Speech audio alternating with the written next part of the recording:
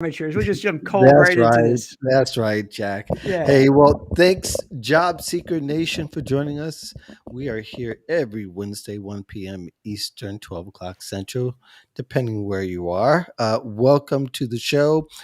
Let's get the chat going. Tell us hi, where you're from, and all that kind of stuff.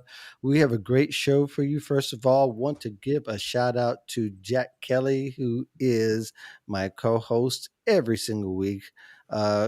Compliance recruiter, Forbes Senior Careers contributor. How are you, Jack? Good. Good. Excited. And Shelly, Good welcome. deal. Thanks for joining us. Well, thank Yes, you. and Shelly, thank you very much. Notice all those letters behind her name, so she gets double the respect of anybody else that we've ever had. Uh, be sure you reach out to her, follow her on her timeline. You've probably seen her LinkedIn news, which was fantastic, by the way. That was a great appearance on that. One of my favorites, actually. I think I've seen it 1.5 times, probably more than mine, anyway. So, so thank you for coming on the show with us here to hang out with the guys. Oh, I'm very happy to do so.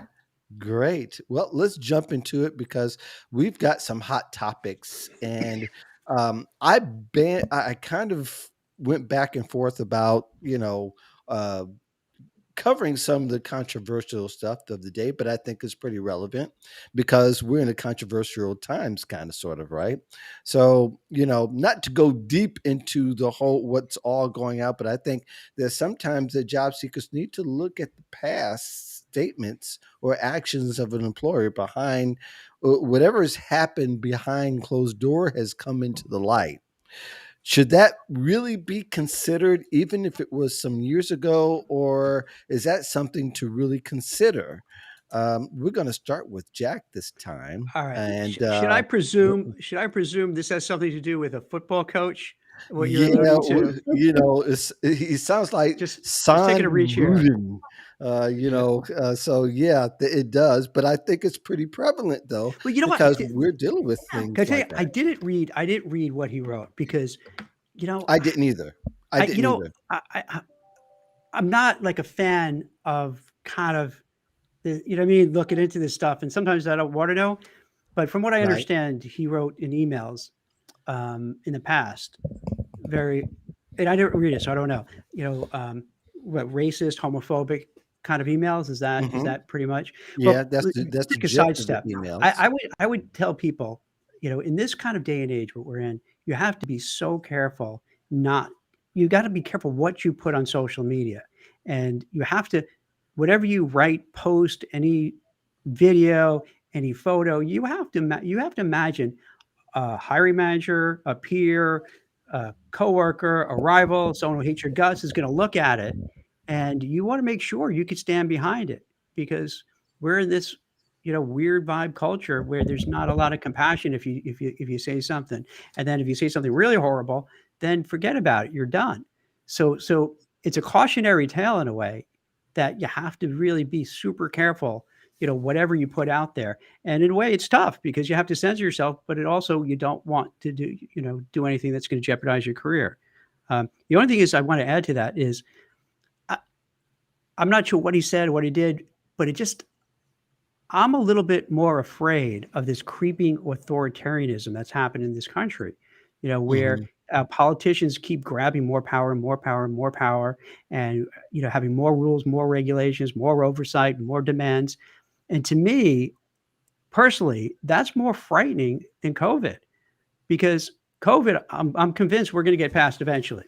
And history shows when you have leaders that get really tyrannical, that's a bad we're in a bad spot. So it does bring this is issues that are a little different than what we usually talk about, but they all come Mhm. together because we Yeah, they want do. the freedom of speech. We want to be able to say what we want to say. We don't have to feel we're being pushed to do things that we don't want to do. And it's to me, it's getting a little scary.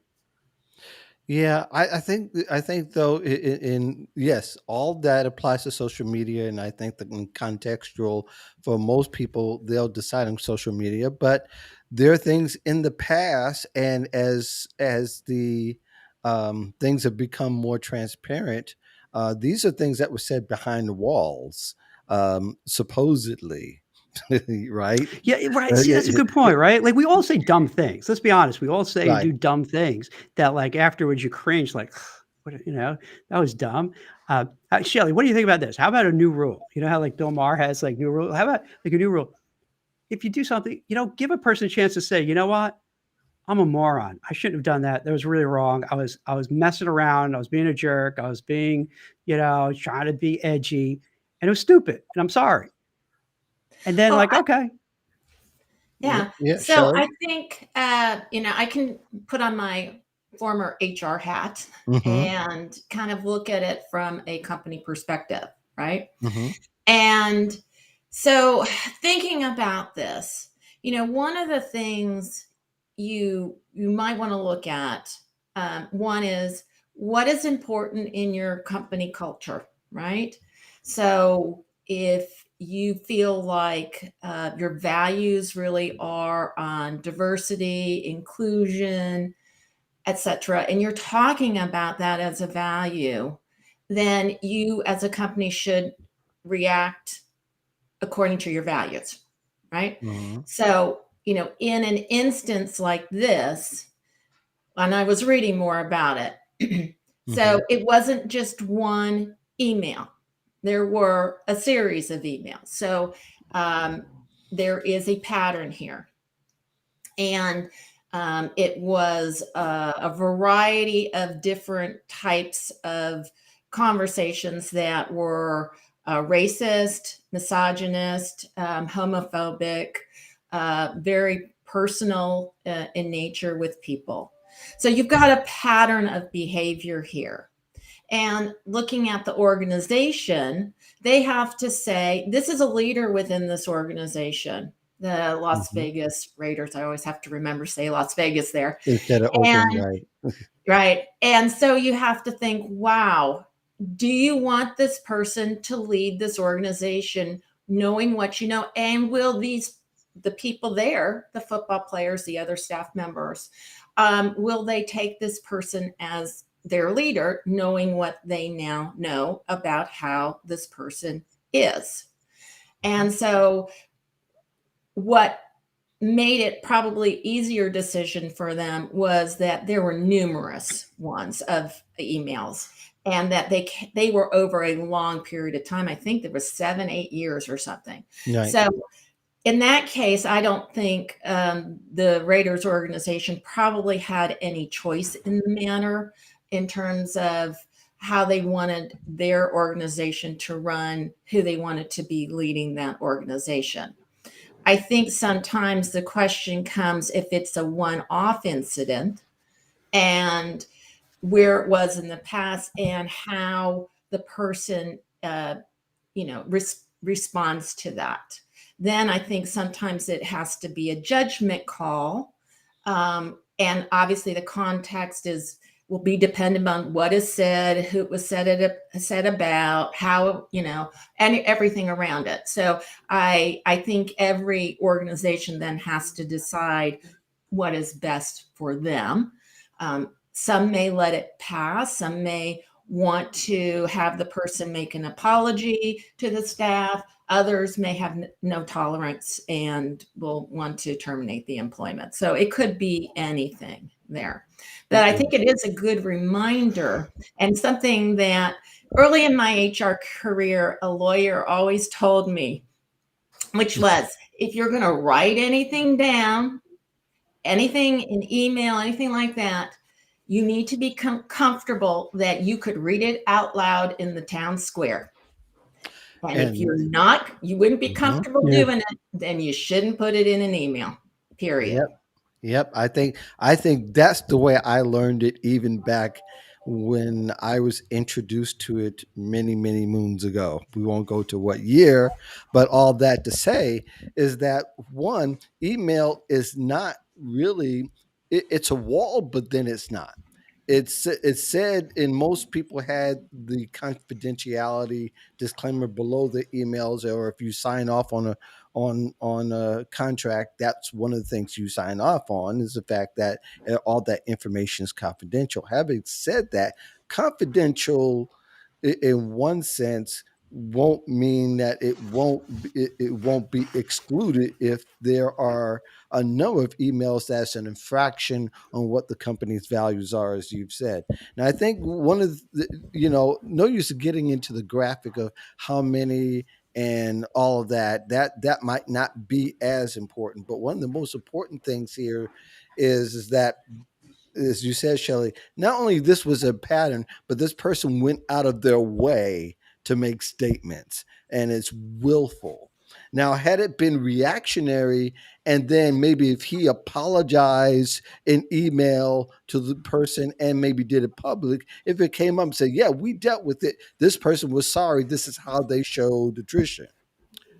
But instead, this person kept beating their chest and saying the things they kept on saying. And that's where, for a job seeker, you got, when you look at a company and look at the actions, you've got to say, okay, they respond to something and they were sorry about it. And they have shown, they've done their best to show, that they're not going that way again. They've made the changes. In this particular case, it was it first of all, let's clarify some facts here. He wasn't even with Las Vegas Raiders when he made these statements.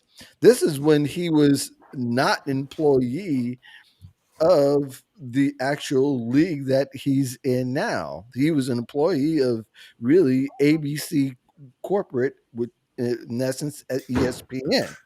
So, but again, if they're talking about character and values, and then says something about the current environment that he is, which does affect the organization and the larger part of the league that they're in, then that really affects. And I think that job seekers should be kind of on the alert of looking at the bigger picture of organizations, and to make sure that if they have values, I mean, if you want to work for somebody like that, that's one thing. But if you don't, then you've got to really consider the bigger picture rather than just an infraction, because that's how you're going to be dealt with. And hopefully the organization will deal with things as also as an example, should this be you, but we're going to see more to come, because there's a lot, there were so many emails to so many people. So there's a lot to consider there. Jack, you want to add on? Yeah, I can't defend or attack the guy because I don't know enough about the specific situation. But just to talk generally, and I wonder if you'd agree on this point. Somehow we got in this culture where, and again, I don't have all the facts, but let's say somebody, for whatever reason, we see this a lot, will get private information from somebody and then use it to kind of, frame this person for being evil, terrible, awful, and cancel them. And to me, that's a kind of horrible culture to live in. Now, I get if in a corporate environment and as a former HR professional, you're left with no choice because many firms have like zero tolerance. So you have to, take action. But I would like to think it would be better for society as a whole, instead of immediately having social media mobs attack people for things, take a breath and let's look at it and see what's going on. And let's also find out why was someone kind of taking like either they were hacking into an email or getting the information, because you see this all the time with leaked information. Why is that okay? And then why is it okay to use that to just slam a person? And why not let the person just share what's going on? Now, it could turn out he shares what's going on and go, this guy is a real, it's a family show, so I can't use the language.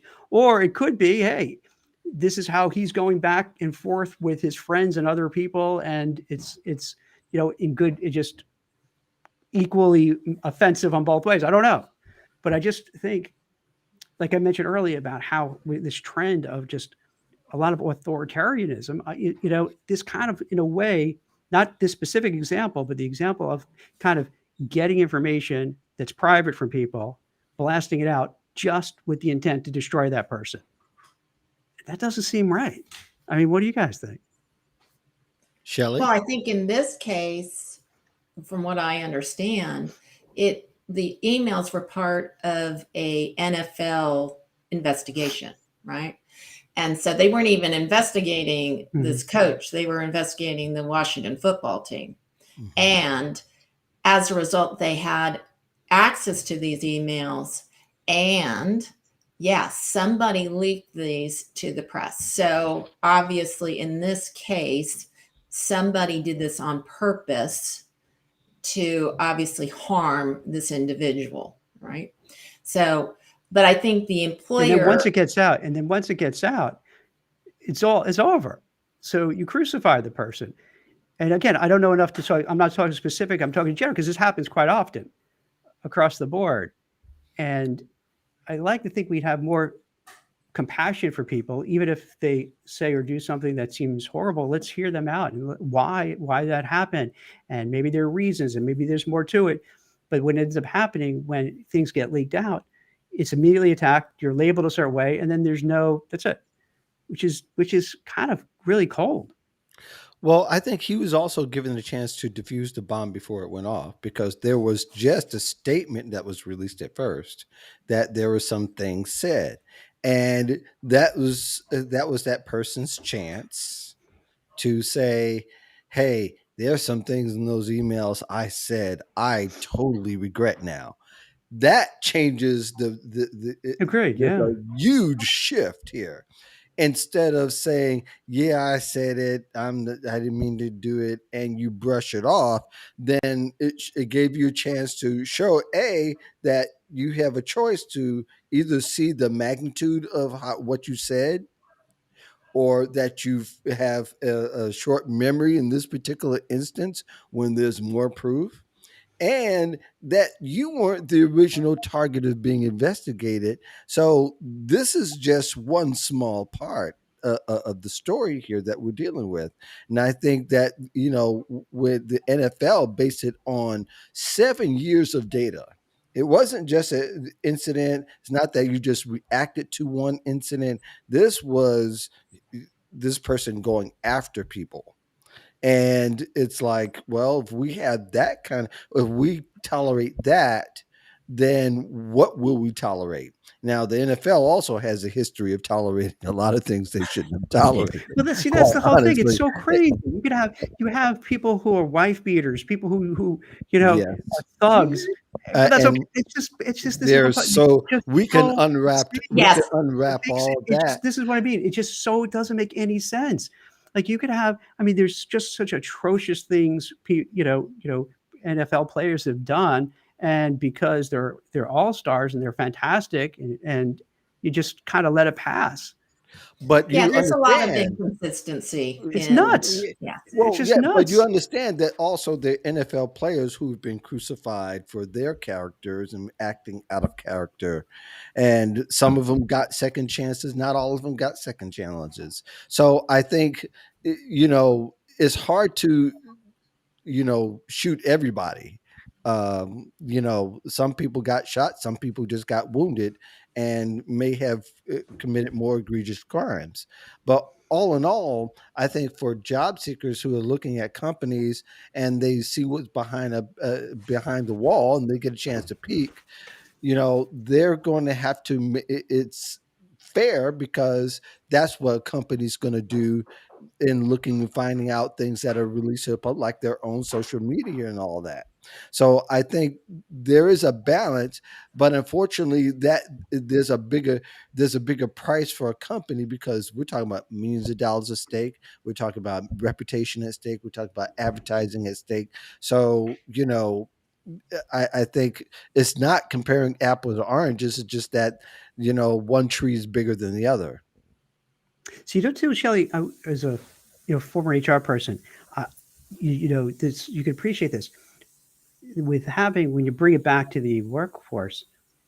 I've definitely spoken to a lot of people over the years because of a zero tolerance were fired. But these would be like no exaggeration. It could be Mark and I are sending back, our fantasy football picks, Hmm. and there's some kind of doesn't specifically say you can't do that, but it falls under the heading, hey, this is not work related, and the person will be terminated. Mhm. Person may share or receive actually an off-color joke, and just between two parties going back and forth, zero tolerance, boom, they're let go. Hmm. And then you get somebody who's, you know, 45, 50 years old and they get let go for that. Good luck getting another job. They're Yeah. ruined. Their career is over, and it's hard to go to an interview and explain what happened because then they're going to just immediately think, hey, that guy's a jerk and he's whatever. Let's not hire him. Now, that might be the case. Could be. But then once again, it goes back to kind of my core thing where I think post pandemic, one of the things we should learn is to kind of try to be more compassionate toward one another instead of just kind of leaping and attacking and canceling or firing them, and maybe have some conversations first. And then we'll find out. Some people, like, I don't, again, I'm talking theoretically, but let's say, that coach is a real, just fill in the blank. All right, then you know what? He deserves to get his butt kicked out, and that's it. But Yeah. other times, it has to be an open dialogue.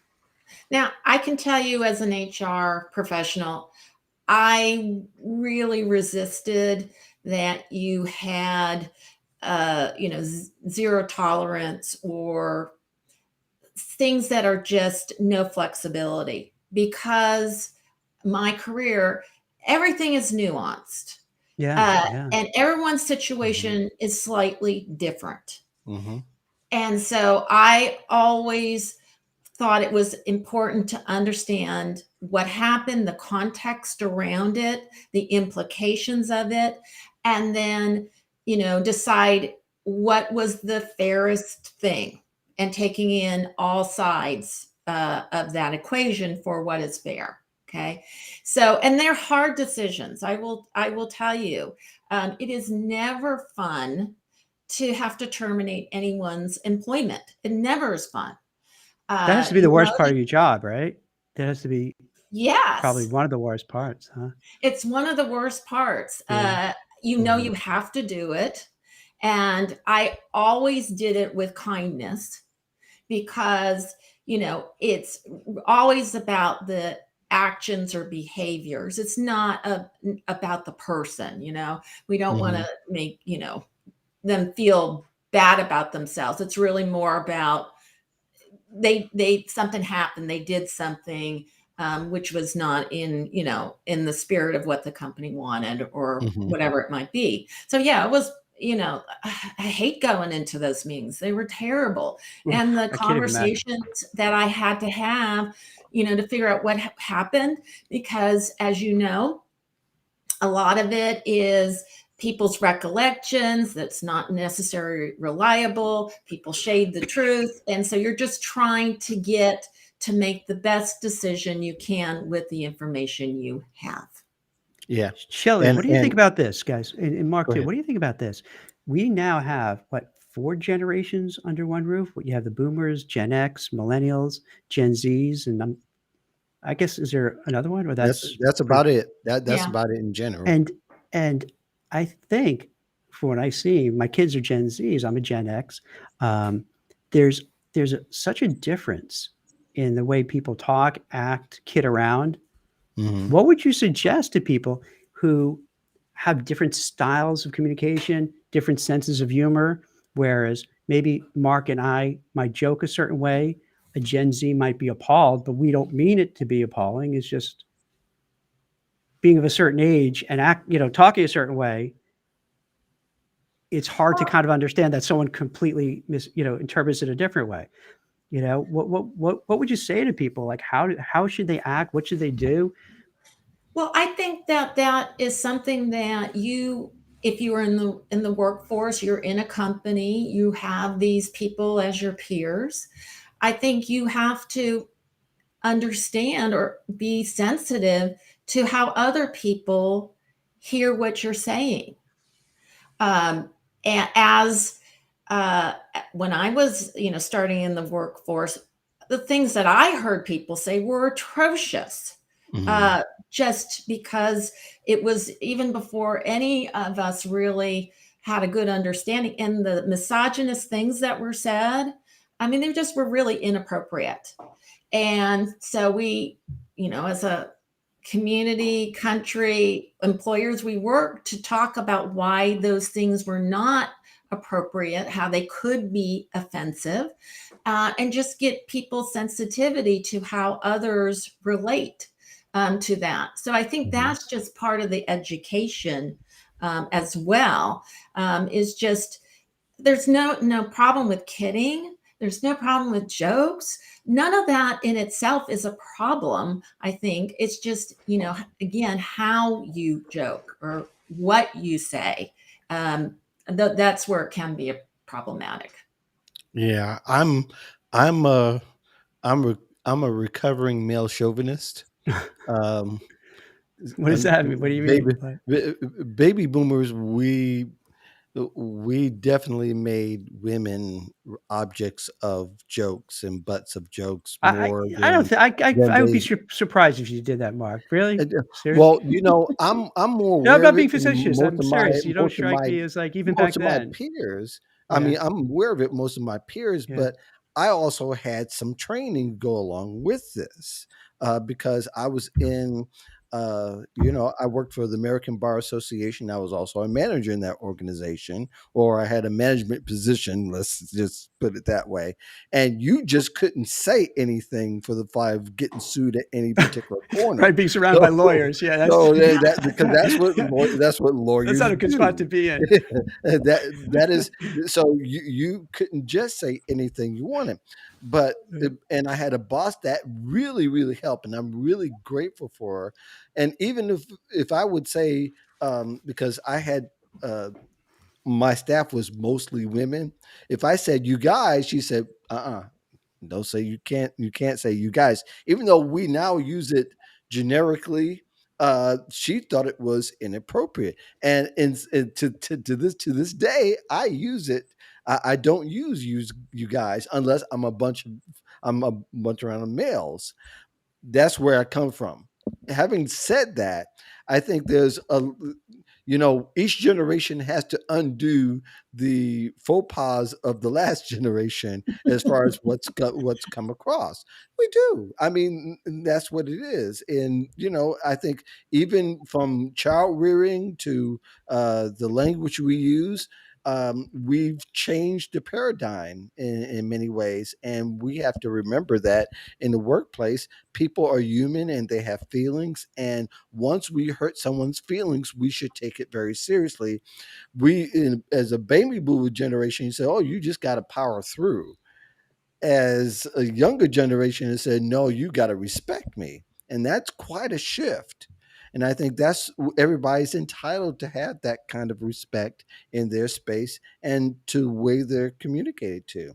So, as things kind of move along, we have to look at things in context. And as we look at things in context, we got to kind of look at our children and say, okay, what message, if I allowed this, would I send to my children or send to younger people below me? Is it good? Is it something you would want them to copy or not? And I think some of the behaviors we often see, whether it's in corporate America or socially, there are times when I had to take my kids and say, "You see that? That was wrong. This is right." And that's how you get them to be respectful, because both my young men, who are men now, they're very respectful. So, and I think they also learn too to ask questions before responding and acting. Let me get to some of the comments here that went on. Michael is probably the most is the winner of the most comments. Uh, Thanks, Michael. We do appreciate your John comments. You Gruden. brought up a Okay, good that's point I here. wasn't sure his The name. the That's why I the kept John referring Gruden Gruden. Okay. situation. The one is his last line. He says about being resigned. He resigned on his own. He was forced to resign. That's almost pseudo firing in a sense. So he gets to resign with a little bit of dignity. So that one we understand. And he asked me, he says, "What do you say, you guys, when addressing a mixed gender crowd?" No, I don't. I don't do that. And I've been very conscious about it over the years. For the most part, maybe I've slipped with family or with people I've known for many years, but when I've spoken publicly to a mixed crowd, it's never you guys. It's either ladies and gentlemen, or whatever the audience is. I kind of keep it generic. At least I've tried to. I may have slipped even, but I think that's something we need to, I think people need to consider for themselves. Probably let's move on from that. We spent that was more robust Well, discussion it's than I thought it would interesting because be, it's but I think really it's this is what's relevant. good. That can I tell you? But this is what's good about having these conversations, because they're serious, important issues. Yes. Yeah, And this is a good absolutely. platform where we could talk about it. And I like the fact we could talk about it without yelling and screaming for it, and just have, a dialogue to just flesh these out. And it's hard to come up with absolute answers, but it's good to raise these questions and talk about these issues and explore these issues, because this is a fact of everyday life for people, Well, that's why we and wanted Shelley, because she yeah, brings the heavy HR hand to the yeah. party. So she still thinks like an HR manager, which is awesome. I know we need to move on, but can I ask a kind of adjacent Yeah, question for Shelley? go ahead. So another thing is, because when you brought up, your kids, whatever, and so like my kids are Gen Zs, and I notice with my kids, but then that whole cohort, when they're looking for jobs, they really want to find jobs with meaning, with purpose, for Mhm. companies that support, social causes they believe in. Mhm. Now that's all well and good, but doesn't that present also, Shelley, its own sometimes challenges, where if you feel like, example, with Wayfair, if you remember back a few years ago, they that's the kind of retailer, they were giving mattresses for people, for, the immigrants who were held there, and they had a walkout and so forth. And you see lots of these different things. What kind of lines get drawn for that? Like, what's right, what's wrong? Should companies support different social causes? Should they not? Should employees? Like Coinbase, for instance, said, hey, we don't want any politics, no talk of that. And if you want to, just leave. And he gave people severances to leave. What's your take on what people should do? Well, from a job seeker's perspective, your values are your values. Mm-hmm. And if that is really important to you, then you should seek out employers that fit those values. Because if you've ever worked in a company that doesn't reflect your values, which I have, it can be a miserable situation. You Mhm. just don't feel good about the work you're doing.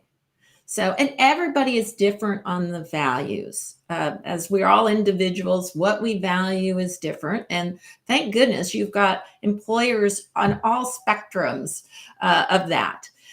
So I think there's, your opportunities. I always tell people, the clients I work with, you need to have a needs, wants, and wishes list.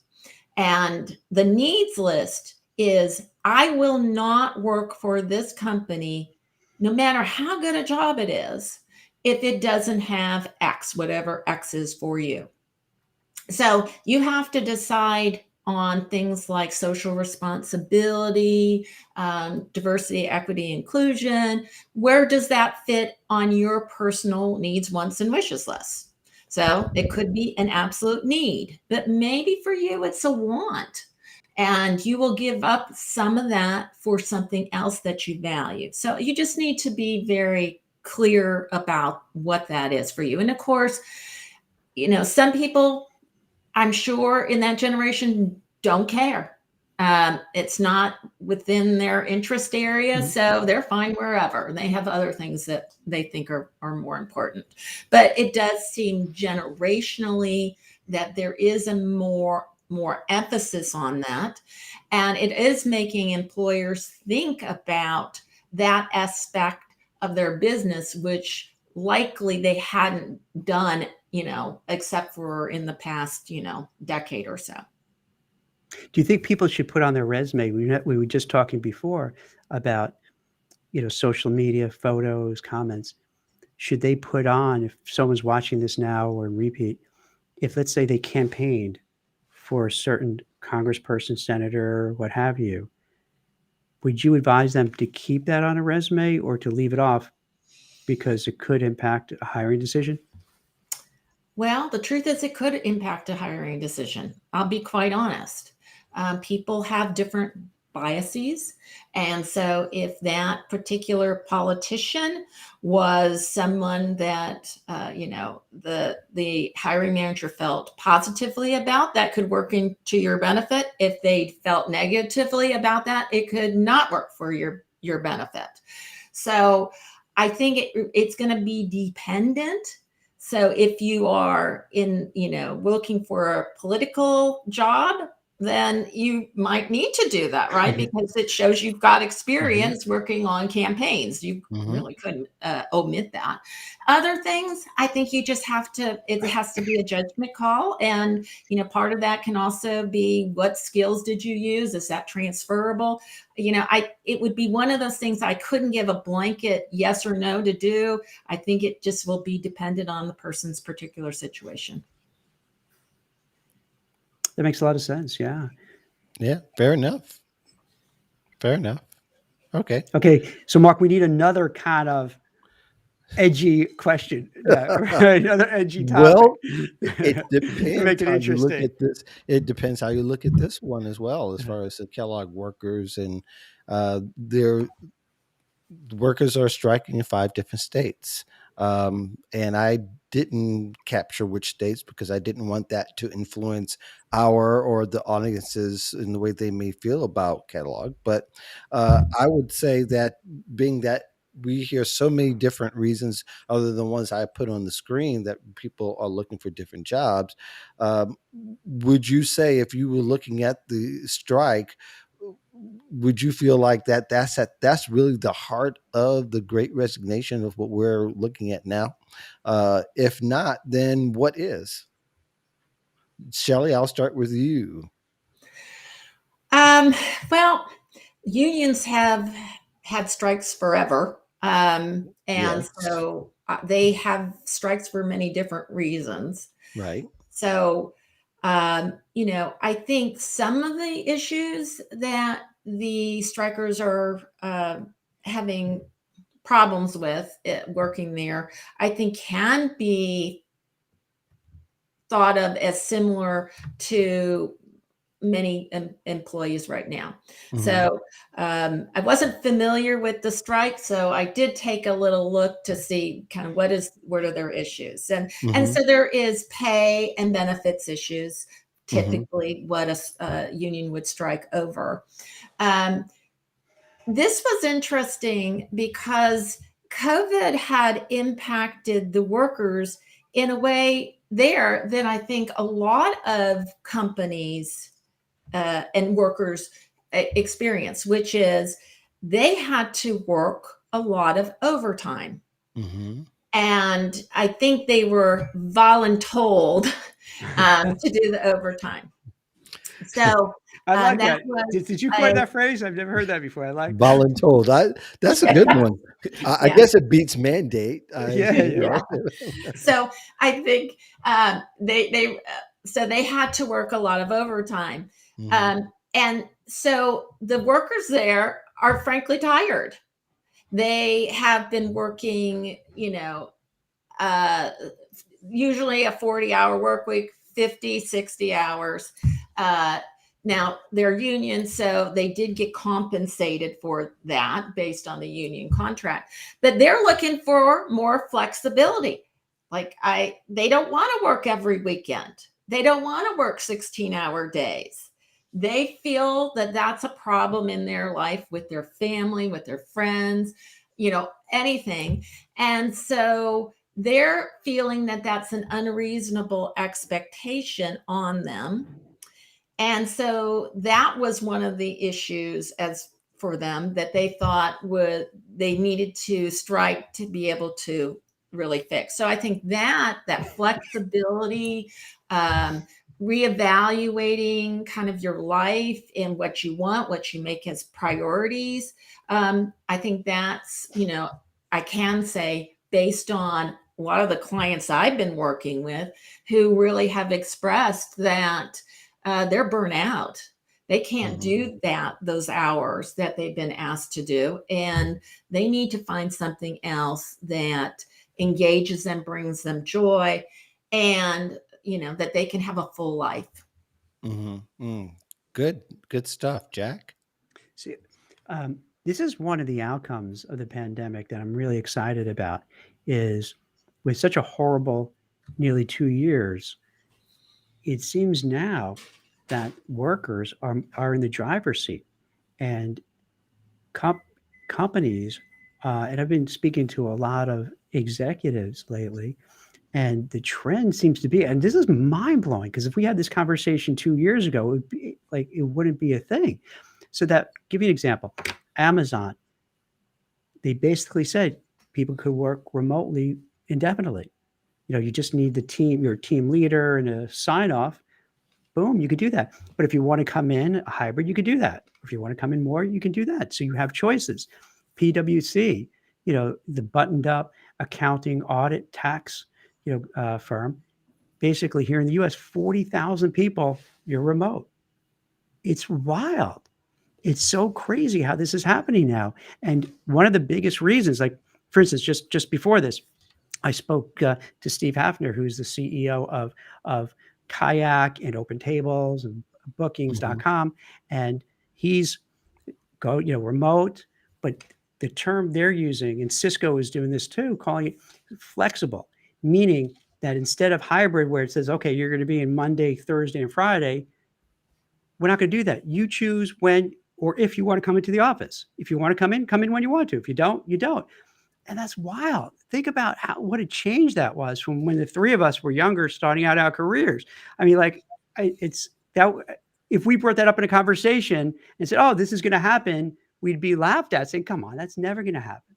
So yeah, what they're doing is really, and this is because it's a hot job market and it's a war for talent. So these companies feel that this is a recruiting and a retention tool because they realize if they don't do it, and let me just be cynical for a second. Let's say they're not even completely aboard management, but they're smart enough to realize if they don't take care of their employees, if they don't offer, time off, mental health days off, for instance, like with Kayak, they're giving 2 weeks off because they realize, hey, people weren't taking their darn vacations. So 2 weeks off, the company is going to close. So this way, make sure everybody's off. And then they check, it could be 1 week in the summer, 1 week in the winter, and they check Slack and see, hey, people aren't getting and having conversations because they're really decompressing. And this is just, to me, a seismic shift in what's happening. And I think with Kellogg's, with let's say the blue collar workers, for lack of a better way of describing it, or the deskless workers, whatever term you want to use, they're also saying, what about us? Come on, you can't make us work 24 hours. Like, yeah, I saw the hours were crazy. How many hours they have to work. And being in situations where it's hazardous to their health from a COVID perspective, and they're asserting their right to say, hey, wait, we deserve better. We deserve better treatment. And I applaud that. I think it's good. I think, employees are standing up for themselves now and say, hey, we're tired of being taken advantage of, and we're tired of doing 2-3 hour round trip commutes back and forth to work. We're tired of being in a cubicle farm all day long under these harsh fluorescent lights and not really getting paid for it and getting taken care of while the CEOs are making gazillions of dollars, or you're working like the Kellogg's people. From what I was reading the same thing, just really long hours without any respite. And we're seeing a change. And I in a way, it's fantastic. I mean, what do you guys think? Yeah, I feel it's fantastic too, and to throw in the mix there, teachers are also at war with their districts and with their states because of the hours, because of being exposed to COVID in various degrees and forms. Also, nurses are also leaving hospitals there, or they're leaving bedside care because not only just the exposure, but for the fact that even though more money is being offered, the livelihood is being affected in various ways. And I think for Kellogg, one of the things that we really see that I think is probably more straightforward than all the others, is that everybody was exposed to the same thing. And then to return back to normal just shows more of a depth tone to the needs of the way they feel and what they experience than probably all the others being mandated from day to day. One day you may work the 10-hour shift, or it may be mandated to 12 or to the 16, depending upon what the need is. But with the manufacturer, the need is more on a business end. It's not because they got more people coming to the beds to the hospital because of COVID, or even more people leaving and that they have to cover somebody else's shift. So there's a whole dynamic there that I think is a little bit different than all the others, because they're there because the work is steady and the pay is okay for the area that they're in. Not to say that this is necessarily fair wages. We can have that discussion too. But just because you're giving money for overtime doesn't mean that it's exactly fair or all of that. But we can talk about that at another time. But I think all in all, for me, it is the heart of the Great Resignation and what people are actually doing. Except they chose to strike instead of leave. Now, I don't know what the ratio is; it wasn't clear. But I think in their particular instance, they're looking at a situation. They're saying, "No, we're collectively acting as one man and saying that this is not good enough." And I think that's where the differences are. And I think that's where a lot of people really want to stand and say, no, this is not good enough. I won't take that job. I've checked you out, and you've gone about business like nothing ever happened. And that's not the good message that people want to receive. Shelley? Yeah. And, I think part of that great resignation is people want to be treated as adults, Hmm. that Absolutely. you're paying them to do a job. They know how to do the job. They can do the job. Let them do the job. And the silly stuff of being micromanaged, or you have to come in because a boss wants you to come in, but then you're sitting on your computer screen all day in meetings, like you're not in person meetings, and people are like, what? Why would we do this? I mean, Hmm. it's silly. And then I think the other part of what I'm hearing is people just are not feeling that their employers really are thankful of the efforts that were made. Hmm. A lot of people, especially with the pandemic and all the changes, they hopped on a dime and they did things different. They figured things out. They made the companies keep on going, and that was a big lift. And they're just now feeling like, yeah, they did a lot, and you know what, the companies aren't really respecting that, supporting them. And when you don't feel respected or supported, yeah, you're going to go look someplace else where you think you can find that. Absolutely. Jack? Yeah, I'm with Shelley. I think it shows that there's a mind shift change, and that's I think that's good for everybody. Where you want the flexibility, you want the mobility, and you want to be treated fairly and treated like an adult. And and we're starting to see that. I just hope it stays that way. Kellogg, those workers seems like they're going to have a tougher fight than some of the white collar people who, I guess, for whatever reason, they're kind of taking care of them a little bit more than these frontline workers. And maybe that's why you see that big churn in the service industry, where a lot of the people who are going the the great resignation are people who are working in bars, restaurants, hotels, because they're treated shabbily. They're dealing with rude customers.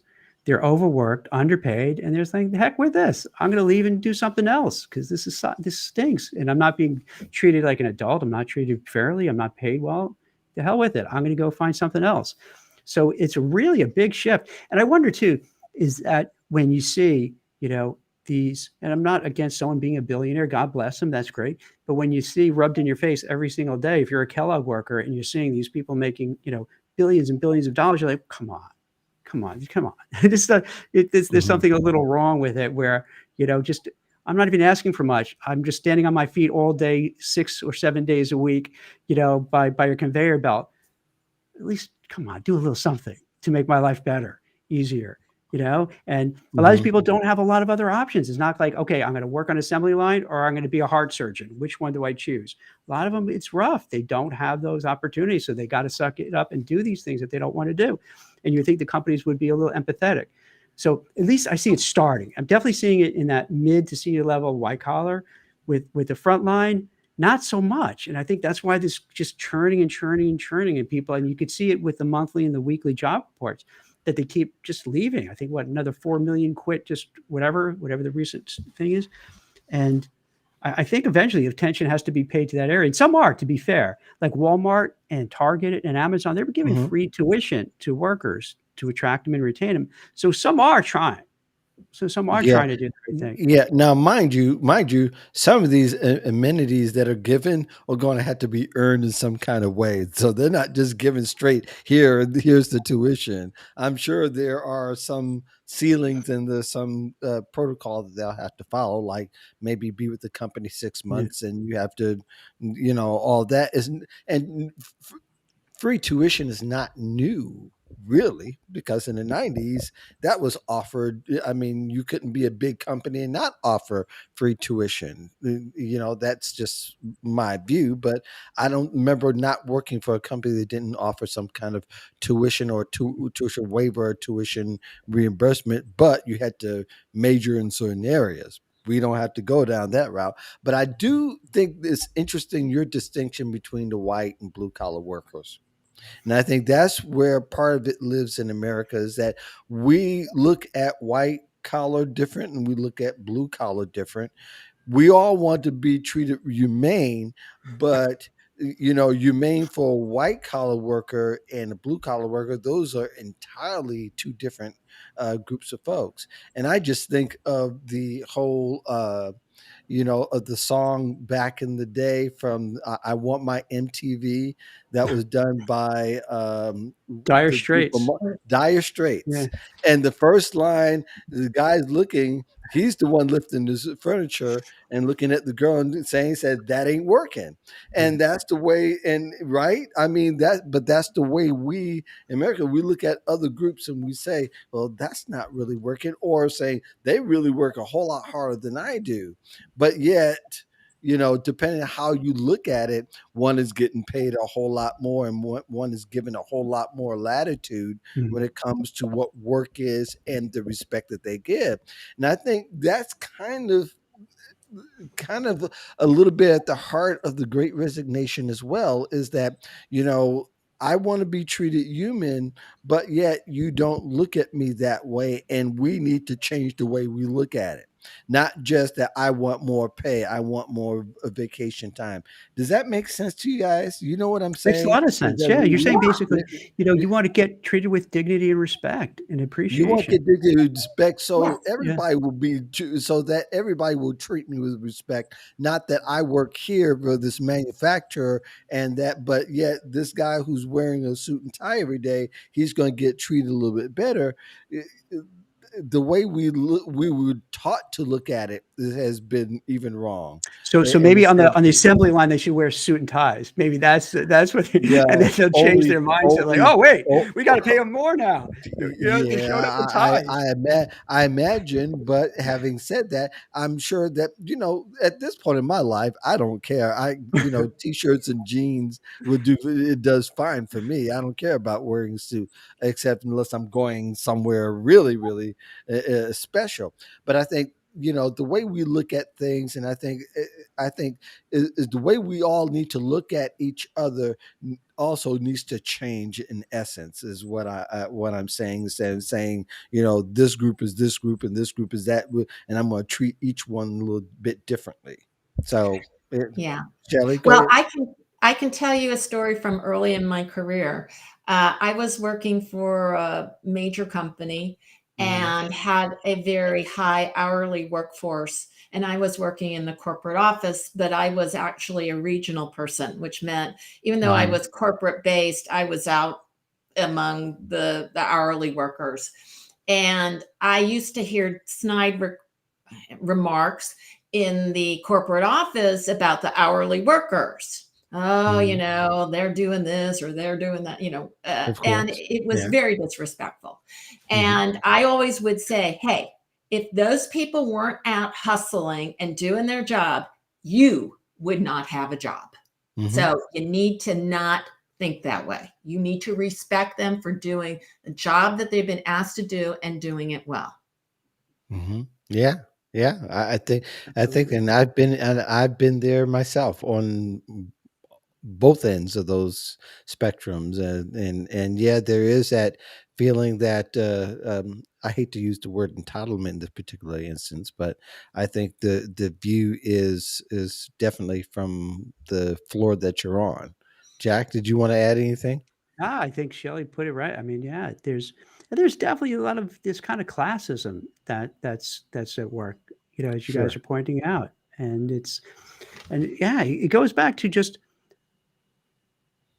I don't want to say it's easy, but I think if companies and executives and leadership would just look at people, this is gonna sound crazy, as human beings, and who treat them as such.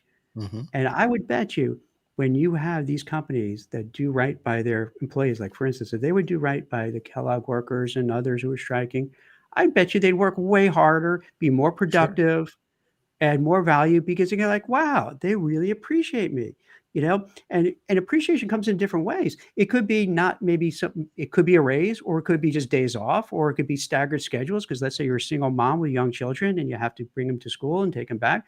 So it's just showing, hey, asking what can I do to make your work life better, and then putting it into Hmm. action. And if they do that, you're going to probably get a really loyal workforce that's not going to leave because they can say, hey, I'm not leaving. Shelly, look what you did. I told her I have young children. I need to take them to school and pick them up. And you said, that's fine. We'll work your hours around it.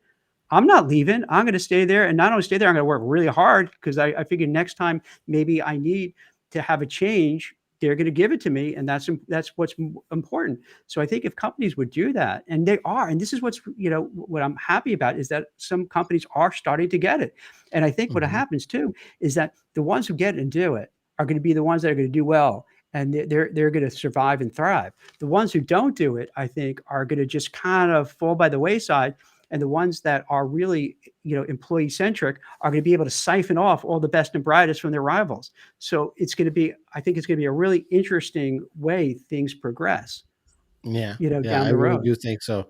So Mhm. we're at 3 minutes before the hour. Shelley, thank you very much for joining the I was gonna say the boys club, AKA Job Seeker Nation, but we have so many women in our audience most of the time that, I think people just sat back and watched today, which Yeah. I'm really encouraged that some people are choosing to do so, and that's alright, especially because they listen to what you're saying. So, do you have anything that's coming up that the people should know about that we should watch for from you?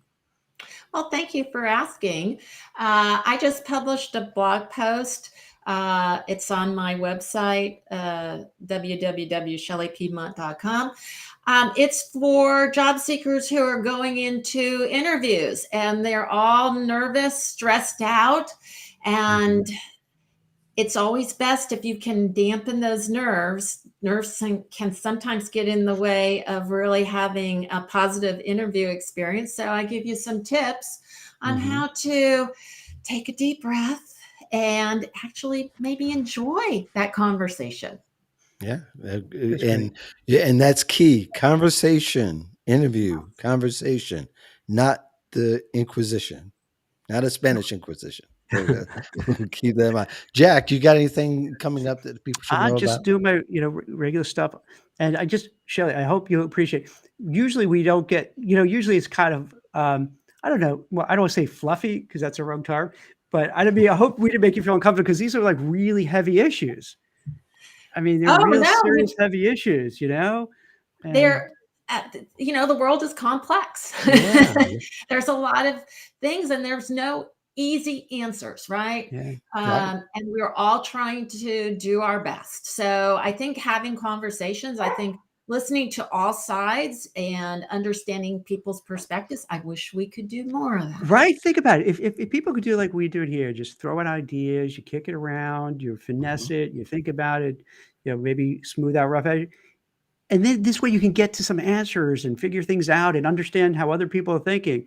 And if we could do that at scale, I think this country would be in a better place instead of just yelling and arguing and fighting all the time. To actually just let's talk.